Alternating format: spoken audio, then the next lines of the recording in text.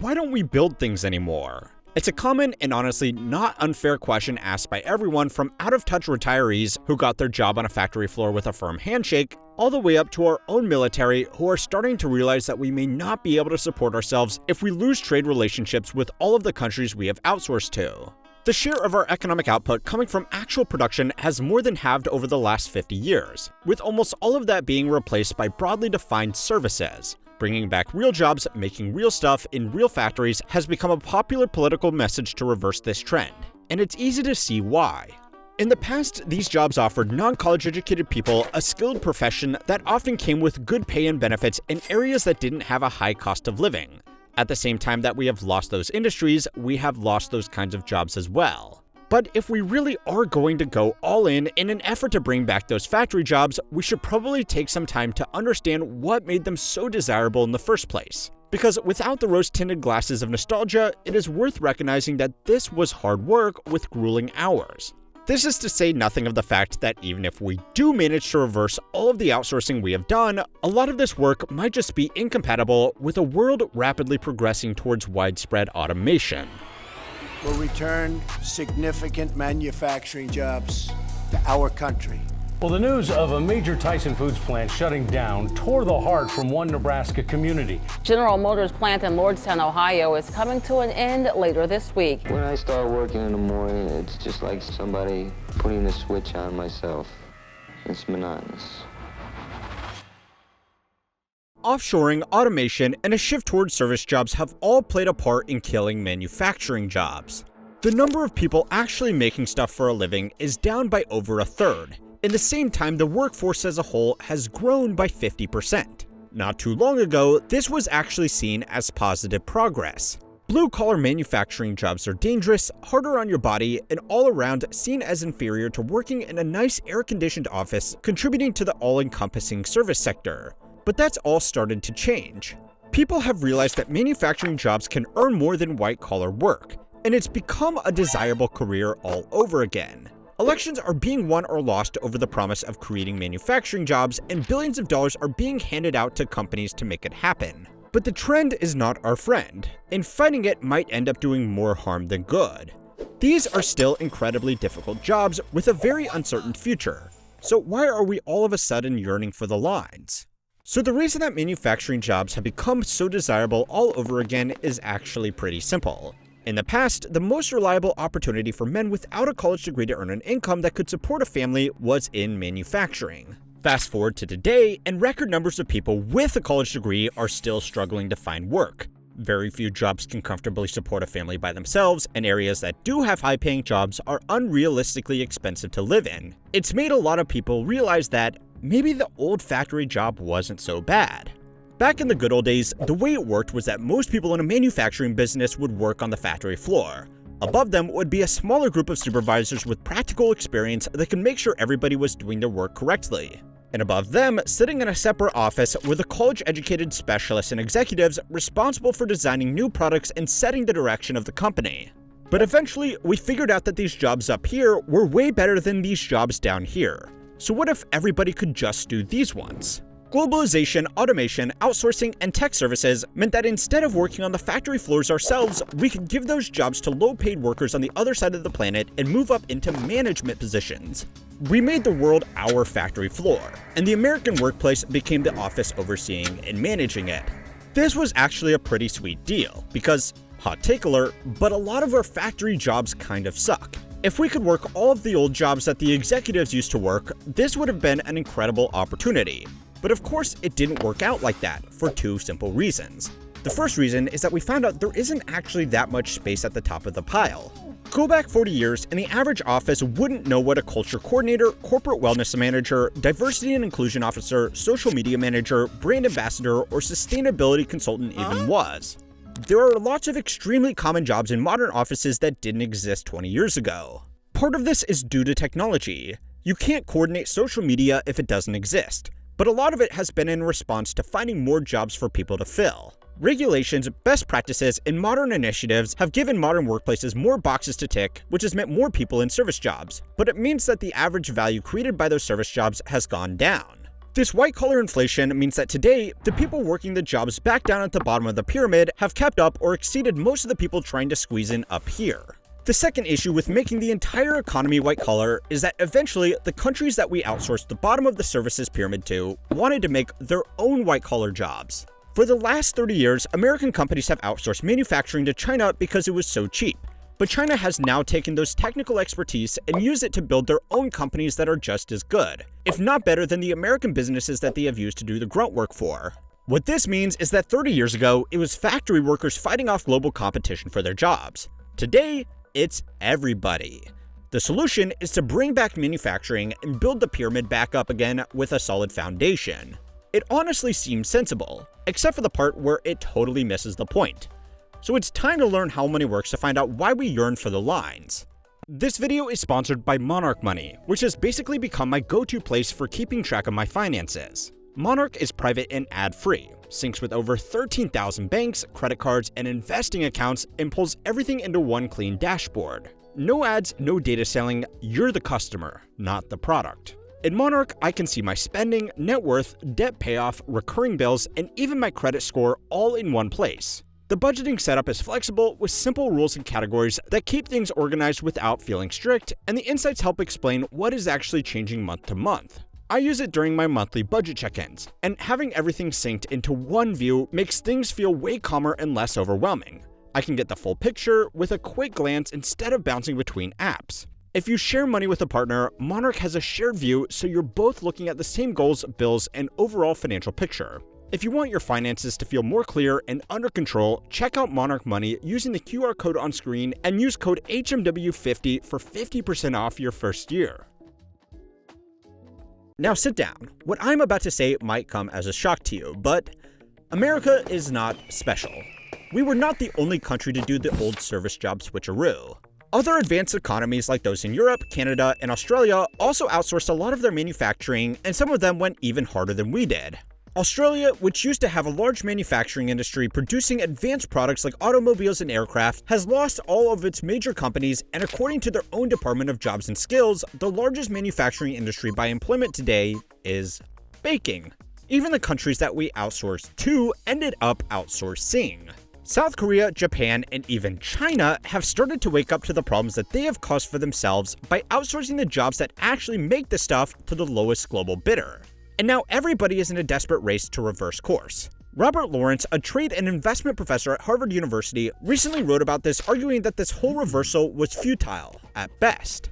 Behind the Curve, Can Manufacturing Still Provide Inclusive Growth? Looks at how these jobs used to be able to provide a good quality of life to average American families and how our nostalgia for that time has made us all focus on our jobs instead of the conditions surrounding them. It doesn't matter if you forge engine blocks by hand or file TPS reports in a cubicle. You are still exchanging your time and expertise for a paycheck. The reason that manufacturing jobs look so good by comparison now is down to two important factors. The first big advantage they had was that they remained unionized. In the past, union efforts fought for pay and benefits of workers here at the bottom of the pyramid against the people up here at the top. As the population moved into white-collar jobs in the service sector, we convinced ourselves that we were the management, which is why, with the exception of a few special industries, if you sit behind a computer for a living, you are much less likely to be a part of a union. In just the past 5 years, unions representing auto workers, dock workers, and UPS drivers had negotiated pay and benefits that split opinions across the country because they were so generous it almost seemed greedy. The thing is though, if your income had also kept up with productivity, these would still be lower middle income jobs, and office jobs would pay even better still. The other thing that has made factory jobs seem really attractive all of a sudden is that factories naturally exist in areas that are cheap because of the land that's required to build them. Offices for high-end companies that can afford to pay high-end salaries are almost always in very expensive cities where you need to earn even more to live a comfortable life without 6 roommates. People are naturally much more likely to remember what someone does for a living than what the macroeconomic factors surrounding their employment are. So instead of focusing on making cities affordable, pushing for worker representation, or just offering workplace protections, it's become easier to just talk about bringing back factory jobs. Now, both sides of the aisle are absolutely guilty of pushing this oversimplistic solution, and politicians are making the same promises outside of America too. Tariffs, Build Back Better, the CHIPS Act, bailouts, and massive incentives all have the intention of creating, or at the very least, maintaining manufacturing jobs, but in his book, Lawrence has argued that this is probably just going to backfire and it could actually make a lot of problems worse.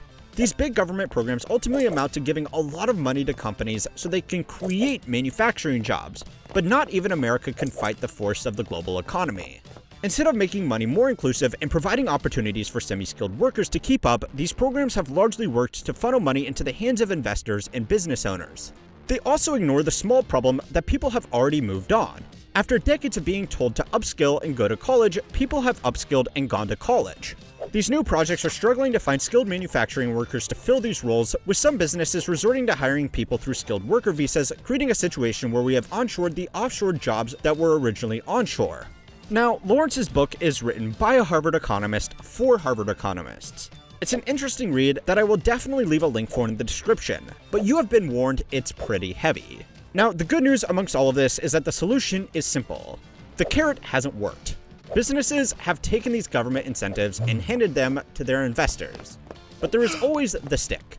The bad news is that it's incredibly unlikely to happen. It sounds like a good idea to make more stuff at home, and for select industries with geopolitical ramifications like steel production, shipbuilding, and electrical grid infrastructure, it would be foolish not to. But most people would not be happy at the big jump in an iPhone's price tag if all the parts were made in America. If you have ever looked into this issue, or even actually tried to purchase a locally manufactured phone, you have no doubt seen a dizzying array of numbers that claim anything from an American-made iPhone would cost $10,000 all the way down to an American-made iPhone would only be a tiny bit more expensive than a Chinese-made iPhone. So, which prediction is right? Well, weirdly, both. But with trade and political tensions at all-time highs, we might find ourselves in a situation where we need workable answers to this problem sooner rather than later. Consumer electronics are just one of many industries which have been lost in Western developed nations over the past 40 years. Prior to the 1970s, most durable goods consumed in America or Europe were produced right there in that country because that was the easiest and cheapest way to get things done. Import taxes and quotas meant that foreign goods were real luxuries, which commanded a steep premium over their domestically produced competitors. That's not to say that locally made goods were cheap though.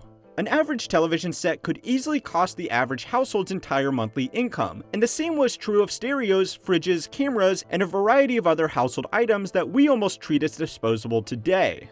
But this started to change when countries like Japan, South Korea, and ultimately China built out industrial centers of their own which could manufacture and deliver items to the Western markets for cheap. However, it is really important to understand that this would not have been possible with just cheap labor alone. It was actually the increase in trade deals that made it possible for foreign factories to compete with domestic factories. This had a few major benefits for the world economy. The salaries in these electronic factories may have been low, but they were still far better than what these workers would have made working on a subsistence farm. The other big thing that it did was make things a lot cheaper. The average TV today sells for about $400, and you would need to get a seriously impressive model for it to come anywhere close to matching the average household income, even despite stagnant wage growth. Imports have become the cheaper alternative, or really the only alternative. So why are these goods so much cheaper? It's because we can exploit the cheap labor in these developing countries, right? Wrong. The cost breakdown of an iPhone looks something like this. There are the fixed costs of researching and developing a new phone model that need to be paid off before the first unit even hits the production line. That gets broken down and shared amongst all the phones that are produced with that design, which goes on until a new model needs to be designed to keep up with the competition. On top of R&D, there is the actual components, the camera, the battery, the processor, which are provided by other companies that just specialize in making these small parts. Then there is the labor cost. An article by the New York Times reported that a Foxconn factory in Zhengzhou could produce 500,000 iPhones a day and employed an astronomical 350,000 workers. This means that on average, it takes roughly 17 man-hours to manufacture a completed iPhone from raw materials and components. This report is from 2016, so things could have changed since then with newer models and more automation on assembly lines. But the companies involved are naturally pretty tight-lipped about this kind of stuff, so for now, let's assume that this is the industry standard. The next cost is the profit component of the manufacturer. No major phone companies actually produce their own phones. They instead outsource manufacturing to companies like Foxconn, Celestica, and TDK. These companies will mark up the phones beyond their raw manufacturing costs in order to make a profit themselves. After all, they aren't a charity. They want to make money for their shareholders. There is also shipping, taxes, and the profit that the companies themselves will make for selling each individual phone. Once all of these are added up, we are left with the price that you pay as a consumer. If we think of all these cost factors individually, it makes it a lot easier to assess the impact of moving manufacturing onshore. If we assume that all other variables stay the same, we simply need to change this variable here. It takes the average worker 17 hours to produce a phone, so if we multiply 17 by the average wage of a production line worker in a Foxconn factory in China, we find that labor accounts for $42 of the price of an iPhone. If we change this to reflect the average salary of an unskilled production line worker in the United States, this number would grow to $263. So, if both Apple and their manufacturing partners wanted to maintain their profit margins, then an iPhone would cost the end consumer an extra $221. This actually doesn't sound so bad. The average smartphone is much more expensive today than the early models that came out a decade ago. Ironically, the prestige of having an American-made iPhone might actually be enough to attract certain buyers, which is almost the opposite of consumer behavior 40 years ago when foreign imports were the status symbol. Foxconn actually did invest heavily into manufacturing in the US, but these projects have since mostly been abandoned. Whether that was because of the pandemic or whether it was because of economics that just didn't make sense, it's quite hard to say. But let me re-raise the question I asked at the beginning of the video. How much extra would you be willing to pay to have an American-made phone? I don't think many of you would actually be willing to part with this extra money. I am personally as pro-local industry as they come, and I honestly don't think I would pay extra if given the choice. But as you might have expected, it only gets worse from here. So far, we have only changed one variable, the labor cost. But moving manufacturing to the States does much more than just that. Tim Cook has said that the biggest hurdle to domestic manufacturing is not labor costs, it's the skills and infrastructure. The iPhone is made of dozens of components which are made in countries like Taiwan, Vietnam, India, or China itself. Importing individual electronic components into America is much less efficient than importing completed products, so the shipping and handling costs would increase drastically. These increased costs might be offset slightly by the reduced cost of transport for the finished product within America, but iPhones are sold all over the world. One of the biggest markets for the iPhone is China, a market with consumers who are poorer and therefore more price sensitive. Due to higher sales taxes, an iPhone actually costs more in China than it does here in the States. Needing to ship components from Asia across the Pacific and then back again would only expand this price imbalance against the country that can least afford it. So what if American iPhones were made in America, and iPhones for the rest of the world were made in their own local hubs? This actually happens quite a lot in the automobile industry. Some of BMW's largest plants are not actually in Germany, but rather South Carolina. This is primarily done to avoid the cost of shipping and import duties, but it costs much more to ship a 4,000-pound car overseas than it does to ship a comparatively tiny iPhone. This reduction in domestic shipping costs would be dwarfed by the increased costs of needing to retool and retrain a dozen factories rather than just one factory every time a new phone is released. Anyway, this doesn't really solve the main issue. An iPhone assembled in America from parts made in Asia doesn't mean we are less reliant on fragile global supply chains or any more immune to the actions of potentially hostile governments. So, let's go from the feet up and assess what would happen if we moved everything onshore just like the good old days. Well, this is where prices get out of control very quickly. Let's start off with the good news. Shipping would cost less, but everything else would cost a lot more. Finding enough people in America to just work in the assembly plants might be a major challenge right now. When you throw in the need to manufacture all these components locally as well, then it would be almost impossible, especially considering that component manufacturing often involves skill sets that just aren't trained anywhere in America. Of course, money can solve everything. So with enough research and development and training, it is possible, but it's going to be expensive. A company would need to train an entirely new workforce and pay them enough to tempt them to leave their current jobs. These components are going to cost a lot more because they themselves are influenced by the labor costs that go into putting them together. In the very long term, these costs may be brought down once the infrastructure is established, and training in micro-component manufacturing is something that people do themselves to get a job, rather than having training given to them as a requirement to gain the necessary manpower. But in the short term, an iPhone would be just the same as a TV 40 years ago, ridiculously expensive. Unfortunately, most established businesses really can't make huge risky bets that only have the potential to break even decades into the future. They have stakeholders and shareholders to keep happy, and the status quo is great at achieving that. Besides, a lot of the huge companies that could actually afford to make these investments are too busy building low marginal cost leverage software applications that skirt around regulations, rather than creating an honest physical product business. So if you want to make money by starting a disruptive tech company, you really only need to come up with an idea that ticks 3 boxes. The first step is finding an industry or even an everyday activity that is highly inefficient.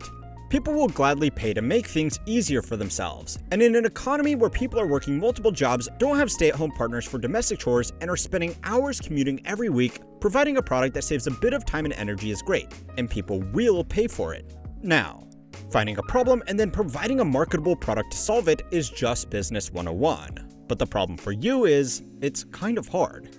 Smart people are trying to figure this stuff out all the time, and maybe you will get lucky and think of something nobody else has. But there is an easier way. Find an industry that is inefficient because of man-made inefficiencies, or as the lawyers would call them, regulation. Step 2 is to figure out how to fix this problem with some kind of marketable technology. Now, this technology could be something revolutionary like the telephone, which fixed the issue of slow and inefficient communication through telegrams or postal mail. Or it could be something like Tinder, which solved the issue of slow, inefficient boinking through actually having to go out and talk to people. Technology can really mean anything. But if making money is all you're interested in, then it's a lot easier for that technology to be software that works on existing devices. Software is ideal because distribution and manufacturing are as simple as an Amazon Web Services subscription and a good copy-paste button. Once a program is developed, the variable cost for every additional user is basically negligible. Investors love this, so they will pay you and your business a lot more than they would any other business making real products. According to data collected by NYU Stern, software companies had the highest enterprise value to sales ratio of any business type. The only investments that had higher ratios were real estate investment trusts, but their value comes mostly from the real estate holdings and not their sales. So this is not really a fair comparison.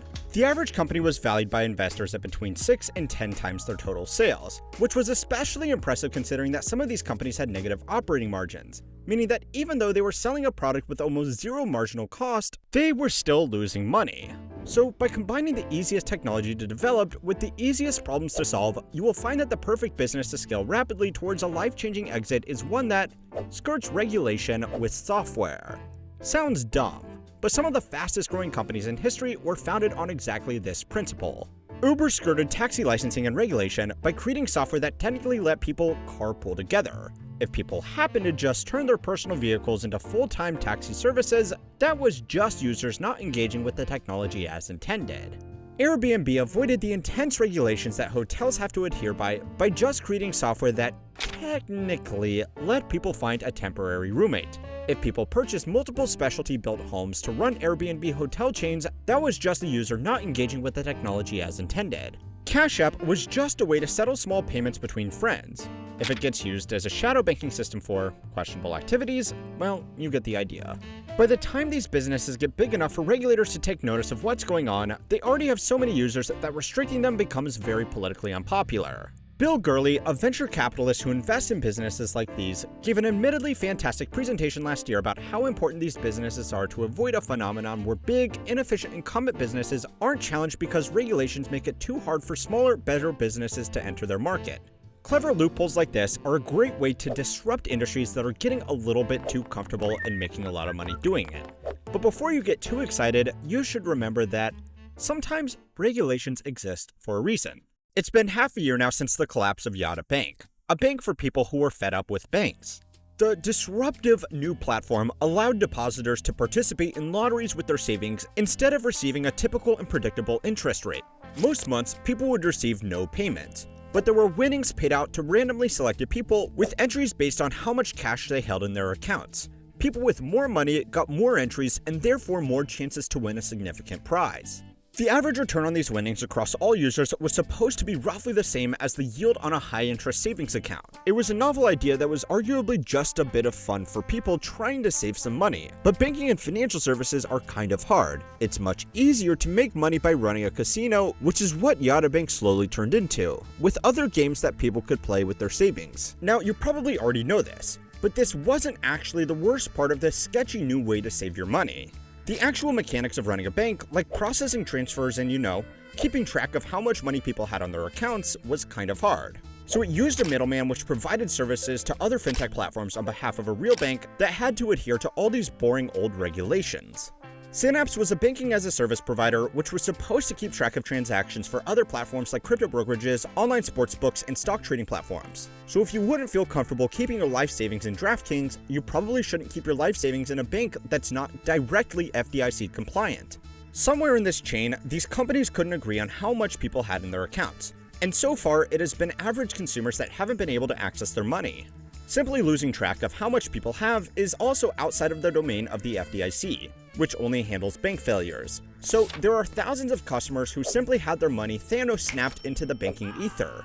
My friend Patrick Boyle did a great deep dive into the real financial mechanics of this clusterfuck. And of course, the suspender-wearing superhero CoffeeZilla covered the story as it was unfolding.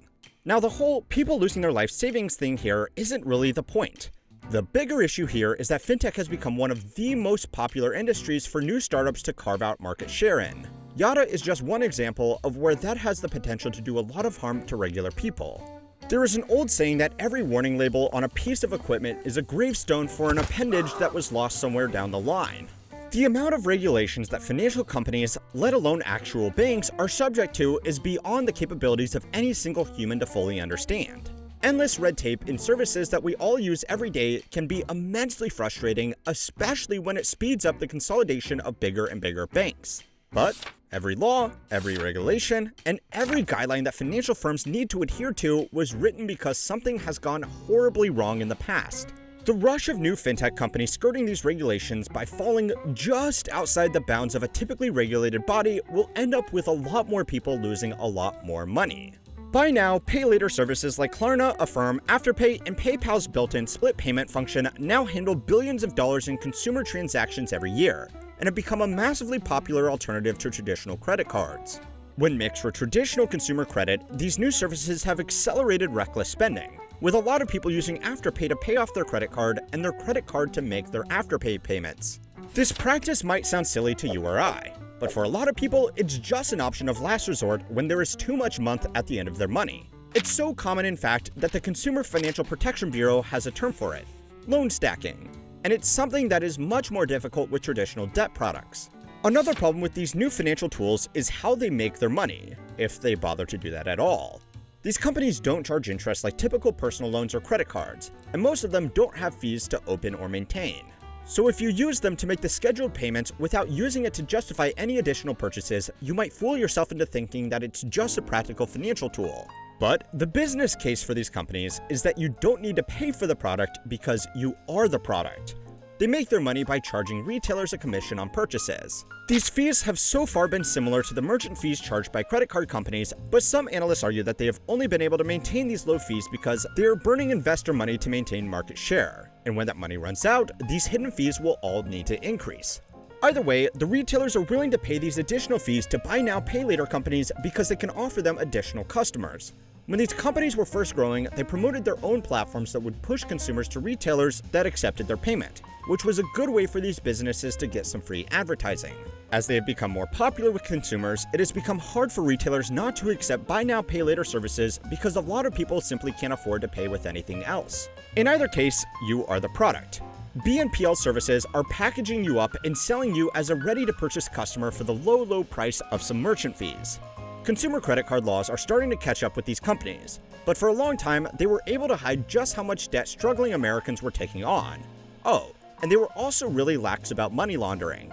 Coming from a banking background, finance is the industry that I am most familiar with, but it's also simultaneously something that most people don't properly understand, and something that can absolutely fuck up your life if you just make a few silly mistakes. But this is not just affecting your finances. This is happening in plenty of other highly regulated industries as well, including healthcare, which has already had some disastrous consequences. Here is the biggest challenge though.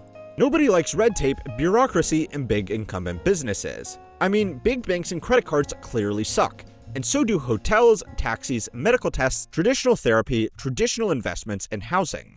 And yeah, about that.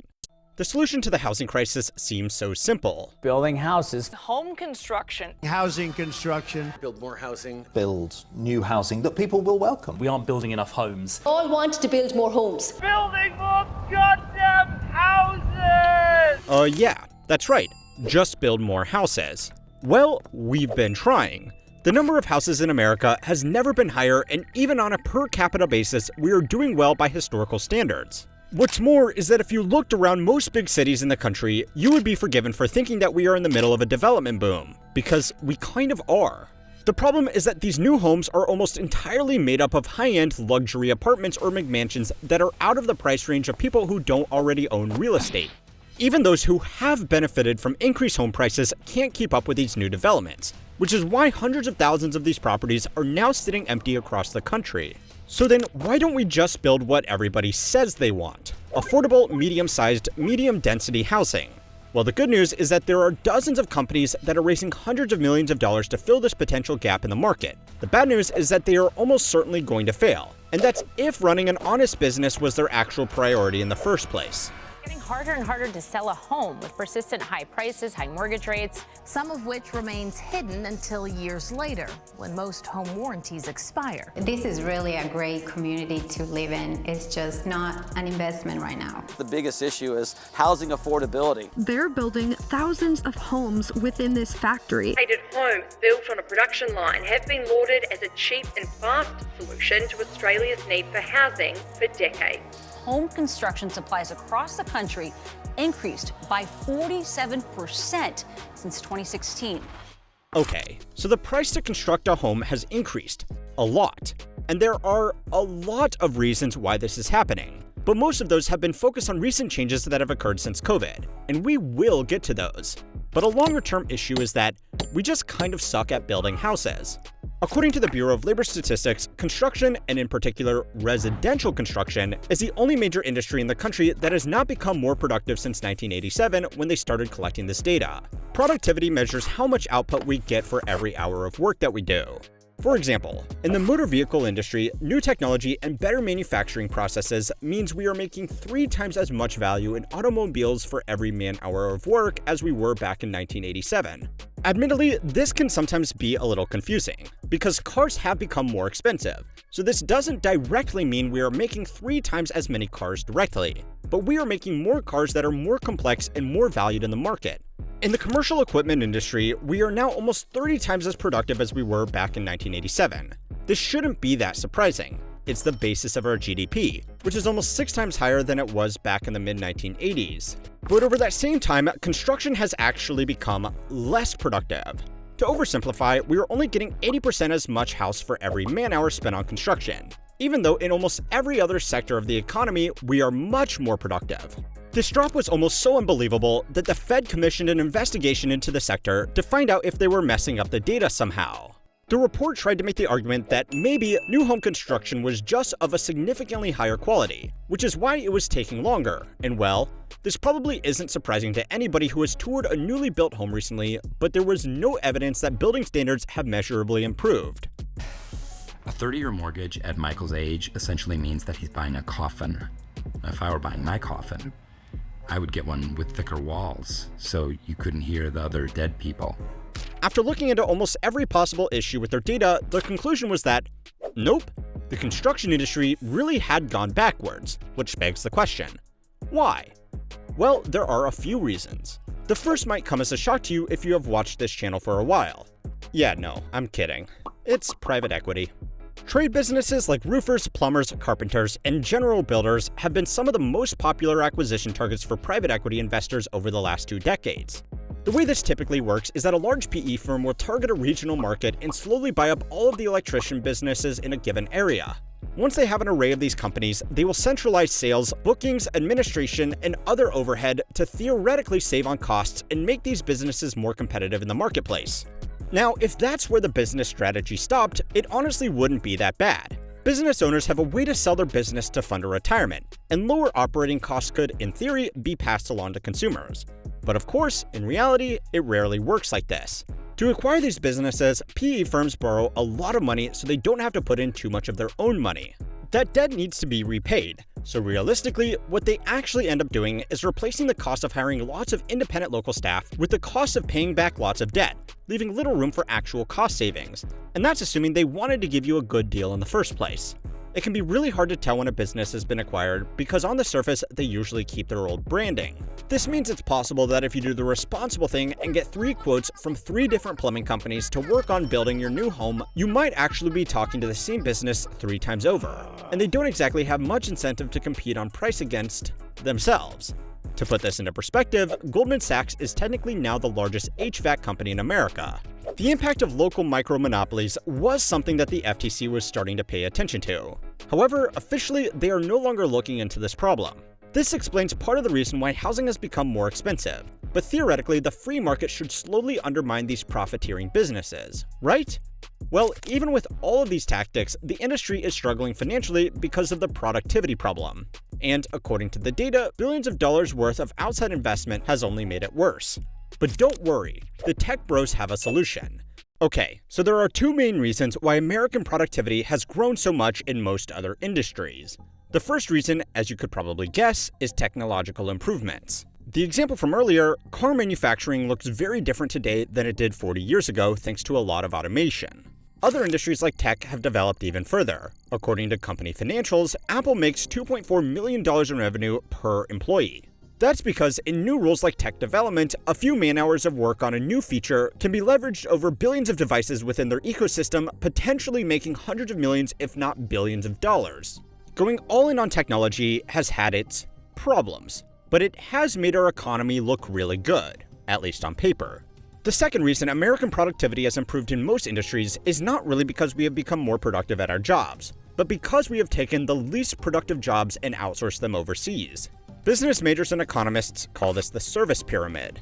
The people at the bottom, in the primary sector, harvest the resources in mines and on farms. The people in the middle, the secondary sector, turn those resources into products, and the people at the top, in the tertiary sector, coordinate everybody else. Over the last 50 years or so, we have been moving the bottom of the pyramid to wherever has the most resources to harvest, and the middle of the pyramid to whoever has the largest and cheapest workforce.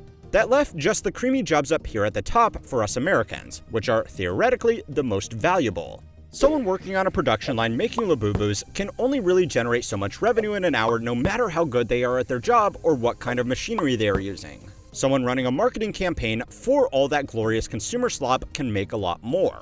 It's a cool trick that definitely didn't have any unintended consequences like gutting entire industrial regions that used to be the middle of the pyramid. But we couldn't really do the same thing with construction.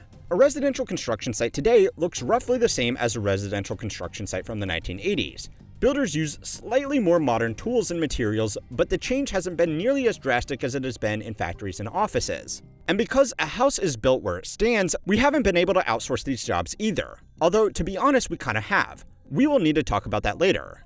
But before that, we need to look at how the venture capitalists are planning to change this broken system. If you've been paying any attention to the construction industry, or you follow any real estate influencers, you've probably seen a lot of new companies raising billions of dollars to build homes in factories. The idea actually makes a lot of sense. If homes are mass-produced in a controlled environment like a factory floor, then we could use the same kind of automation techniques that made things like the car industry more productive while residential construction remained stagnant. Mass-produced homes could be designed once and then copied like any other mass-produced product to reduce unit costs instead of the current standard practice where almost every home is a one-off custom design. Building within a controlled environment like a covered factory floor also means that quality control could be more carefully monitored and delays due to inclement weather wouldn't be a factor in construction times. For the companies themselves, the business opportunity is even bigger than that though. If homes become mass-produced from broadly recognized companies, there is an opportunity to make a lot of money from branding correctly. Your home probably doesn't have the builder's badge on it like your car does, but factory-produced home models that are recognizable could charge a premium over regular homes if they are branded correctly.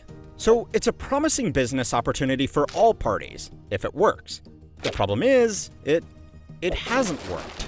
Several different companies have collectively raised billions of dollars to bring these homes to market, and they have done it using a variety of questionable financial strategies. Katerra, which promised to be an end-to-end factory homebuilder, raised $2 billion from SoftBank, and it was once dubbed the WeWork of construction. And I guess they were right, because it collapsed and filed for Chapter 11 in 2021. Vive raised hundreds of millions of dollars at a billion-dollar valuation from Silicon Valley investors before it was wound down in 2023. Connect Homes, Mighty Buildings, Blue Homes, Rad Urban, Factory OS, Guerdon, and Integra all followed the same playbook. Lots of investor hype with big fundraising rounds before realizing that building a house in a factory is really hard and then go bankrupt. The investors know that home construction is an industry ripe for, disruption, but they underestimate just how expensive these facilities will be to build and operate, and overestimate how much people want to spend on what amounts to a fancy mobile home. Today, companies like Boxable are, again, raising hundreds of millions of dollars for their factory-made tiny homes. The company sold just 51 tiny homes, at below cost in 2024, but has still claimed a valuation of $3.5 billion. Now the good news is that the venture capitalists aren't really falling for this anymore. Even SoftBank has learned their lesson. The bad news is that this means these companies are now raising money from regular people using regulatory loopholes around crowdfunding.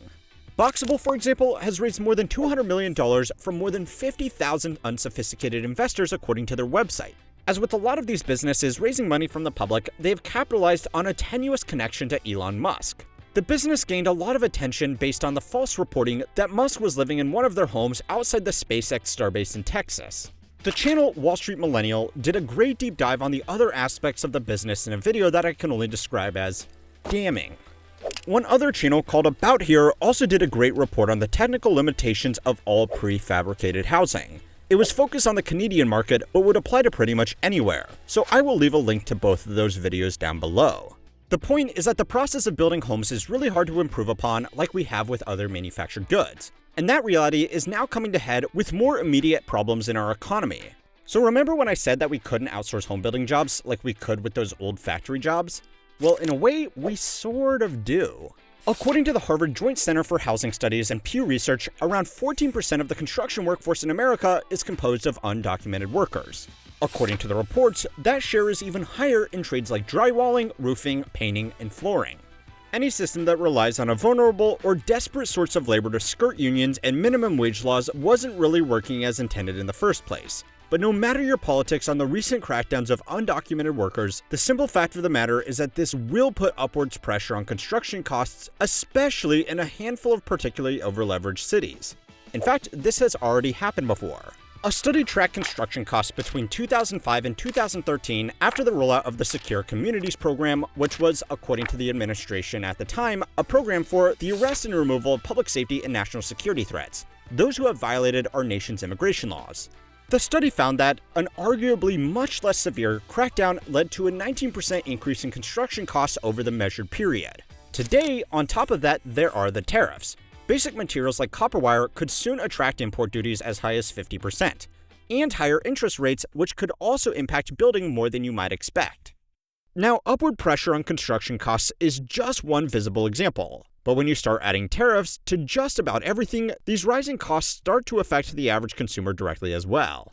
No matter what side of the aisle you fall on, and even if these tariffs weren't explicitly meant to protect American jobs, it has started discussions about who really wins from fighting a trade war.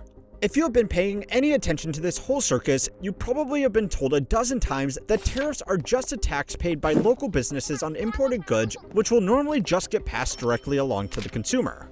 That means they are really just another invisible tax on average American consumers, and therefore this whole thing is just a bit dumb. Now, that's not wrong. It's true that if these tariffs or some other version of them do eventually go into full effect, you are going to pay more for most products, and therefore this whole thing can just be dismissed as the orange man being reckless with the global economy. But, hot take alert, there actually is more to this discussion. Even if they don't realize it, anything that both Bernie Sanders and Donald Trump can agree on is probably worth looking into a bit more deeply. And if they can resolve three big problems, it could be a step in the right direction for most working Americans, even if it's not done for the right reasons. The first big problem is putting the genie back in the bottle. America's biggest source of imports is now Mexico. A combination of tariffs on China and the investments into production facilities down south has just given them the lead, and they are highly dependent on it. According to the global data firm CEPPII and visuals from the Organization of Economic Complexity, we make up 76% of Mexico's exports, which are now mostly cars, car parts, and basic electronics. According to Glassdoor, Ford Motor Company employees in Mexico City are earning between the equivalent of $10,000 for basic line work and $25,000 a year for highly technical production roles.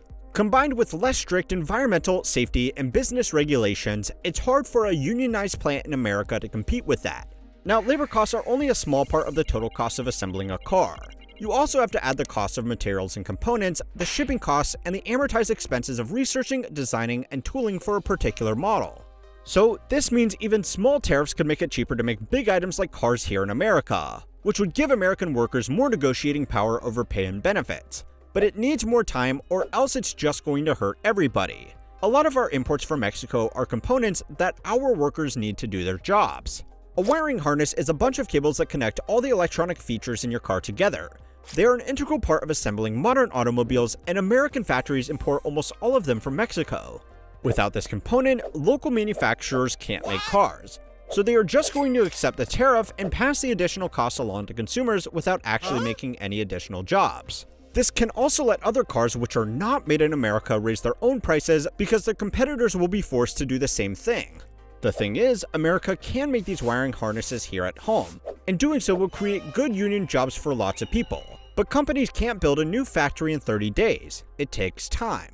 Now, this is just one example of one product, but similar problems are playing out in every important dependent business across the country right now.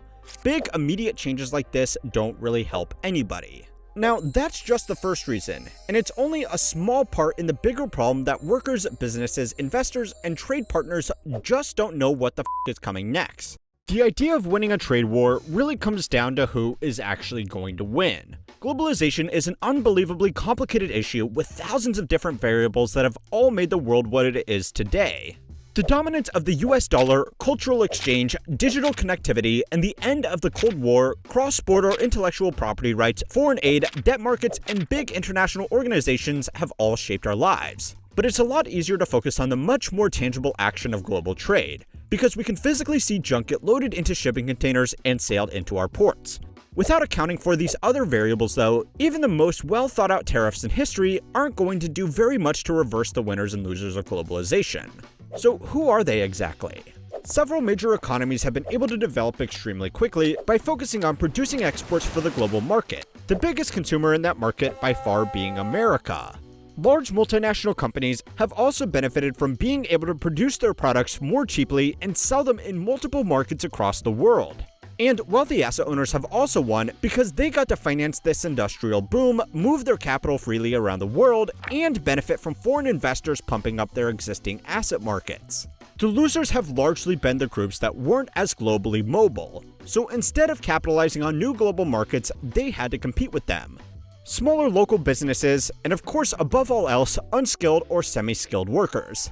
You probably already have an idea of the people that have been left behind by globalization. Small town communities in the Rust Belt that don't have as many job opportunities, as major employers went out of business or moved jobs elsewhere.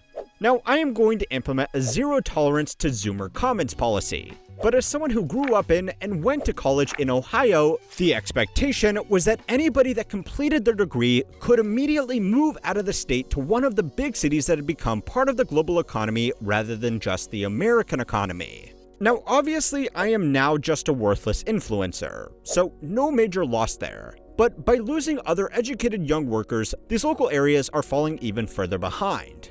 And the big global cities that people need to move to aren't exactly winning out of this either.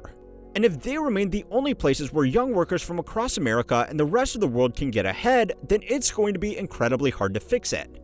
The reason why a finance bro in New York or a tech worker in California can be paid enough to compensate for these spiraling costs is that they are providing a service that can be leveraged across the global market, whereas a factory worker is producing goods that are competing with the global market.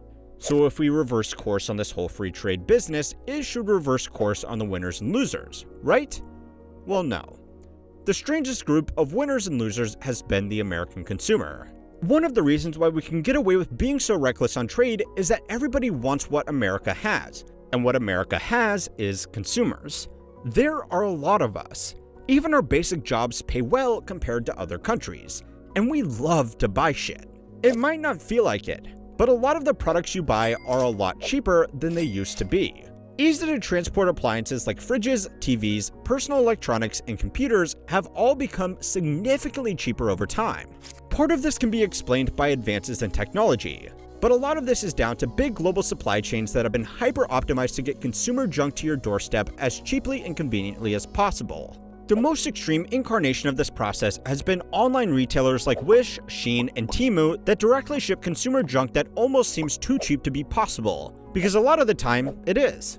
The way that these companies have been able to effectively get these goods into the American market is by taking advantage of a small loophole in our trade policy. The de minimis value exemption lets shipments into the US avoid duties, taxes, and tariffs as long as they are worth less than $800. The intention of the law was to let people mail stuff to friends and family without having to deal with the paperwork and expenses of tariffs typically paid by international businesses. But good intentions didn't stop these companies from building their businesses around taking advantage of this simple carve-out. Normally, imports from big manufacturing nations like China are all shipped together as one big order that is then moved to a warehouse and distributed here by American retailers. But by shipping everything one by one, these companies can get their orders under the $800 limit and avoid paying the taxes they really should be. It's much less cost-effective to ship things like this, but the savings on import duties more than make up for it. According to US Customs, they process over 4 million of these packages every single day, with more than half of them originating from China, so it's safe to say this exemption has not really been used as intended. If you don't value your time at all, go to Temu and try to find a product worth more than $800. You probably won't be able to do it, because their business model falls apart if they have to properly compete with retailers like Amazon. Now, this whole game could be considered a win for consumers, if you consider a 2-pack of Bluetooth speakers in the shape of an astronaut for $20 a win. But most consumers can only consume because they are also workers, and for most people, little consumer wins like this are not worth the worker losses they come with. You probably didn't hear as much about it, but in between everything else that was going on, this exemption was also stopped, and a lot of small businesses lost their f***ing mind. This was a blow to the Chinese retailers whose whole business model doesn't really work without this loophole, and dropshippers who couldn't get their products in the same way. But for the average American worker, this is a good thing. If slowing down 1 million packages of consumer junk every day is the price we need to pay for more jobs in America, then it's absolutely worth it. The only question is, will it? American companies like Walmart and Amazon will benefit if this rule is upheld. And yeah, obviously they are far from perfect, but they do at least employ more local workers than Temu. Long term, moving in the direction of fair trade rather than totally free trade means we can regain local jobs and capabilities, but it will be a long-term process. One of the most important details that people overlook when arguing for or against trade protections is that most people these days don't actually work in jobs making stuff. Most of our economy is in the service sector, and thanks to communication technologies, things like entry-level administration, customer service, and IT have been outsourced just as fast as the people who make stuff that can be physically shipped across the world. If our definition of winning is getting American jobs back, there are more effective strategies. As I was writing this, the US Postal Service started processing de minimis packages again, and by the time you are watching this, that could have changed, or there could be totally new policies. And that's the final and most serious problem. To win any war, there needs to be a coherent strategy. Businesses right now don't know what is going to happen next, which is making it really hard to react accordingly. If it's made clear which industries are going to be targeted for onshoring and those industries can provide good jobs, then businesses will either supply them or someone else will. Blanket rules that change day by day means everybody is just going to sit back and wait, which means hiring and investment freezes, which doesn't really help anybody. But go and watch this extended cut video next to see why we've kind of already created an unemployable class of young people, and don't forget to like and subscribe to keep on learning how money works.